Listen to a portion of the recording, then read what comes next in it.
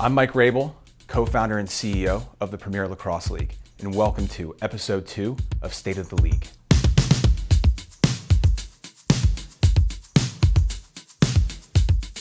We're in Philadelphia and we're at LaCrosse Con. LaCrosse Con is the biggest lacrosse event of the year. For me, it wasn't even a question.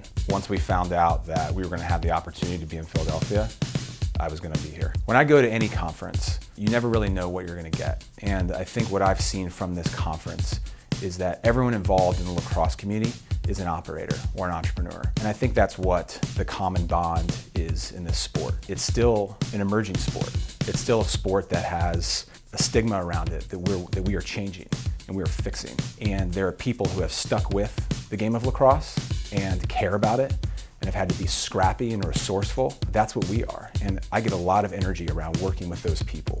And so for me, being here, I get a ton of energy around aligning myself and learning from those people and collaborating and building meaningful partnerships to grow the game of lacrosse. Partnerships, I think, are the hardest thing to achieve in a business. And I say that because you can strike up any partnership, but to really have that partnership be fruitful, there needs to be a level of trust.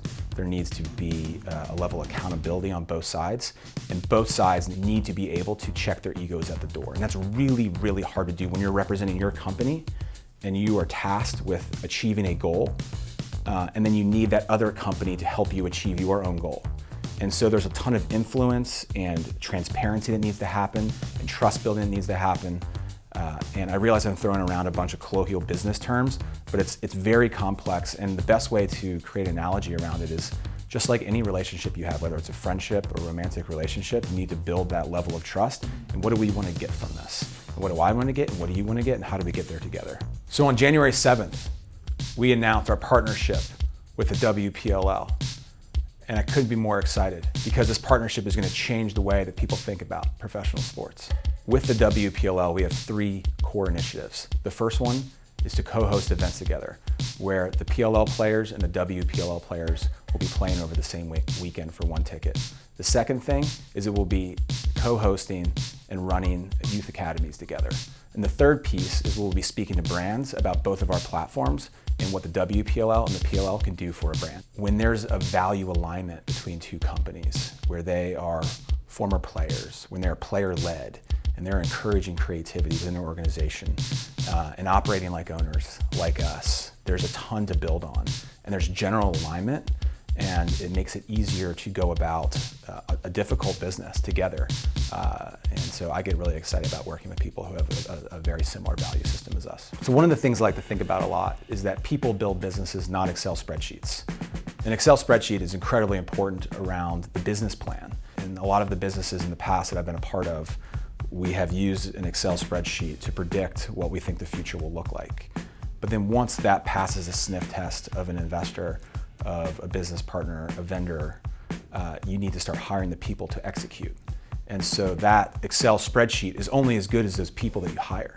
If you get the people right and you put them in a position to succeed, and you're transparent about their opportunity and they know what they're getting into with eyes wide open as soon as they join the company, but they're excited and they're ready to run it down, that will make a business far more successful than the predictable IRR in a spreadsheet. So in the last episode, Paul mentioned one of our business units, the PLL Academy. On December 20th, we launched that academy. And we're incredibly excited to connect the next generation of athletes with our pros. The PLL Academy allows our pros to not only continue to be professional athletes, but allows them to expand upon being professional athletes. There's the marketing, there's the booking, there's the constant logistics, there's the operations of the day, there's the back-end customer service, and then there's the talent on the field. There's interaction with the kids. There's so much that goes into one event that's hard to do a lot of those events and then focus on what's really important is the instruction and interaction with those kids. And so if we can alleviate a lot of that pain for our athletes where they can focus on the instruction and we can handle all the operations, they're going to be even better instructors and having more meaningful, impactful time with the youth. So we're doing this with you. This is with the fans. What do you want to know? What do you want to hear? What do you want to know from me? Let's do this together. Let's go build the PLL.